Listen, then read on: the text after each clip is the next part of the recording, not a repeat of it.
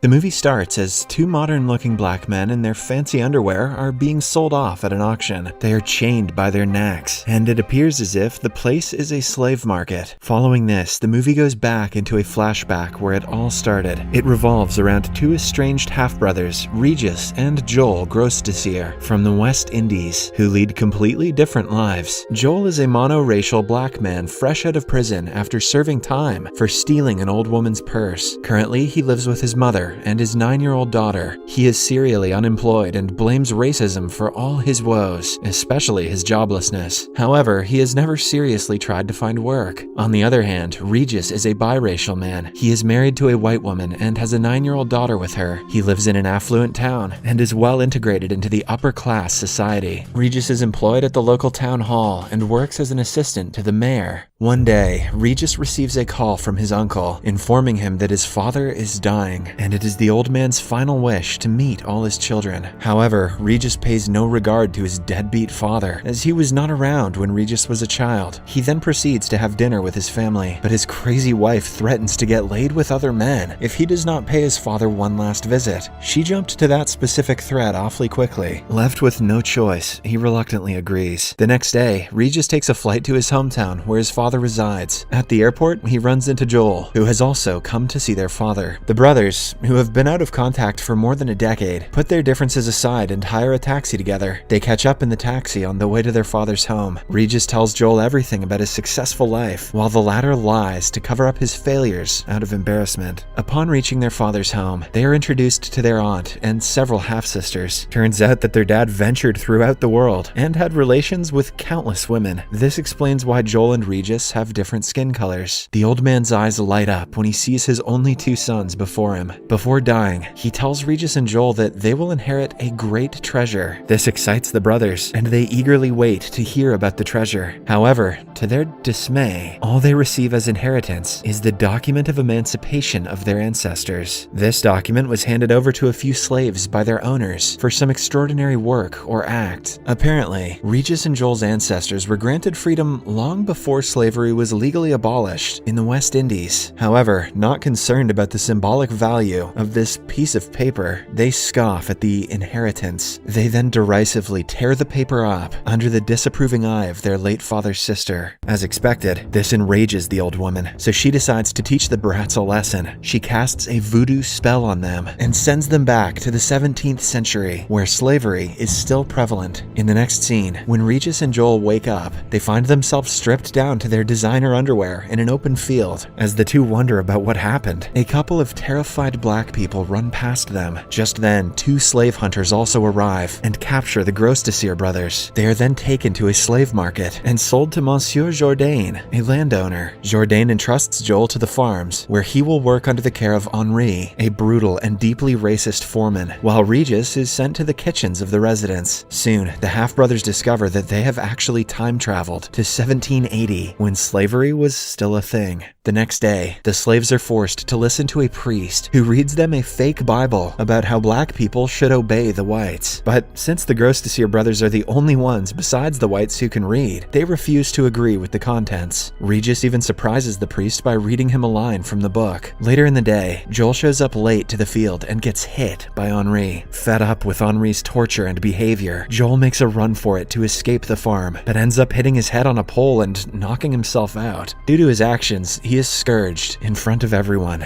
That night, Regis is called to Monsieur Jourdain's office, where his ability to read is acknowledged. Jourdain praises him for being a smart slave, and gives him the privilege to control the other slaves with Henri. In the meantime, Joel is getting his wounds treated by a female slave, Rosalie. It has been only 5 minutes since they've met, but Joel has already started liking her. At an opportune moment, he leans in for a kiss.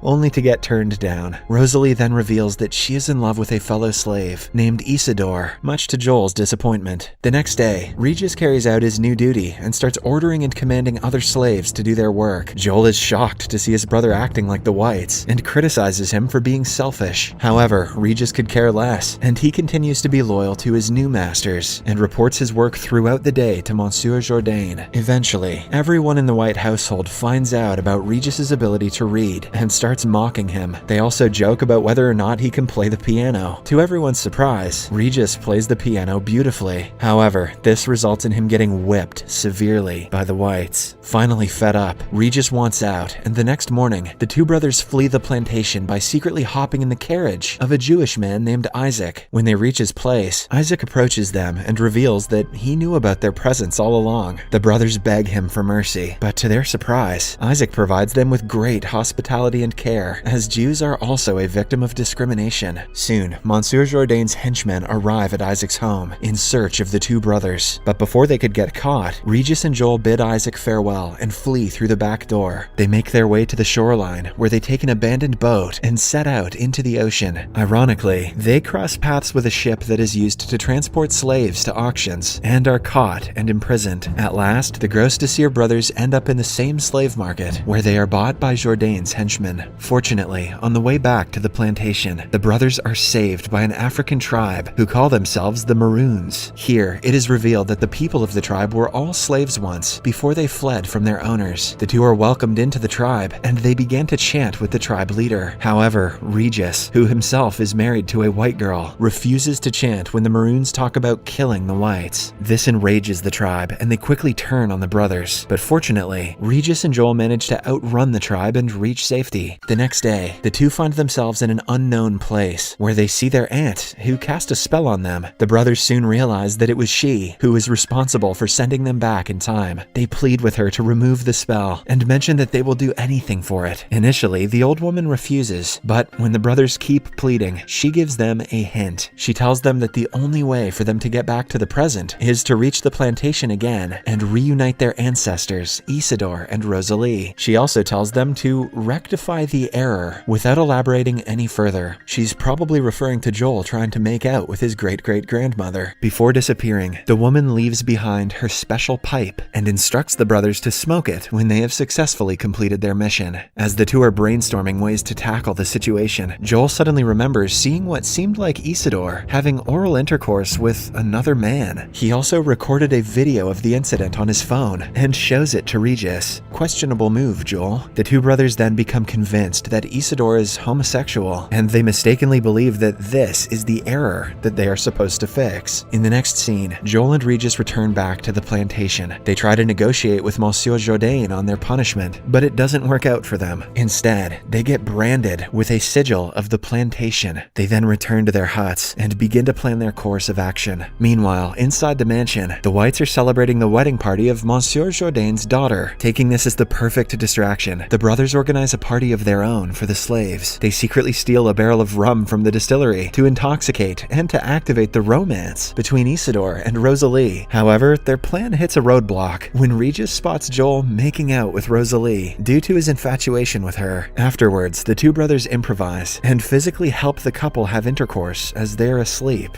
What? Once this is done, they're convinced that their mission there is accomplished. Believing that they can go home whenever they like, the brothers decide to take revenge on the whites. They then make their way into the mansion, armed, where they humiliate everyone. Joel kisses the daughter of Monsieur Jourdain, whereas Regis starts damaging furniture and even slaps a white man. All of a sudden, Henri barges into the room with a gun and threatens the brothers. Still, Regis and Joel show no sign of fear and proceed to use the pipe. Unfortunately, when they smoke it, nothing happens. It appears as if the magical pipe given by the old lady was replaced with an ordinary one. As a result of their deeds, they are locked in a cage and are condemned to execution the next day. That night, the brothers get emotional and start contemplating their life choices. Regis talks about his failing marriage, while Joel confesses that he is broke and jobless. After a few hours, as the brothers are still sympathizing with each other, Henri arrives and takes them out to the field where they are supposed to be hanged. However, right before the execution, Monsieur Jourdain's son, Victor,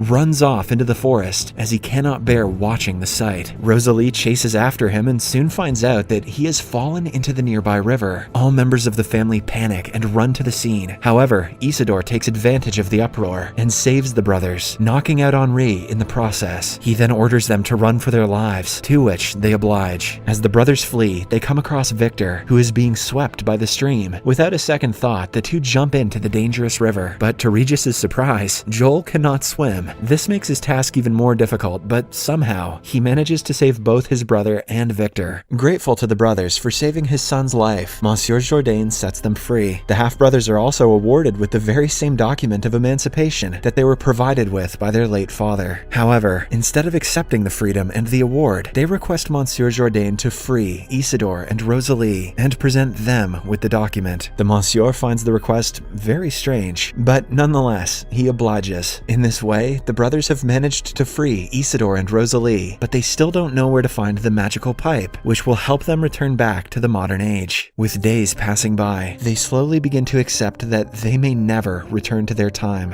One day, Isidore and Rosalie wish the brothers farewell and leave the plantation with the papers. As the two watch them leave from afar, Henri approaches them and orders them to get back to work. He then takes out his pipe and starts smoking. When he tries to humiliate the brothers by blowing smoke in their faces, they suddenly disappear, much to the astonishment of Henri. This indicates that Henri was the one who stole the pipe from them. In the next scene, the brothers return back to the present, where they see their aunt beside them. When they see her holding the original document in her hand, Regis and Joel become relieved. Several months pass by. Joel finds a regular job on a construction site, where he still complains about his minimum wage, and that it has to do with him being black. Meanwhile, Regis returns to his work at the town hall. One day, as he is about to leave his office, he greets the mayor, who passes a racist joke. Regis, being no longer the person he once was, decides to stand up to the mayor before storming off. The scene then cuts to Regis and his wife, along with Joel and his mother, chatting in Regis's living room. The two agree that the adventure they had brought them closer as a family, but an argument between their respective daughters leads to the tearing of the document of emancipation. The movie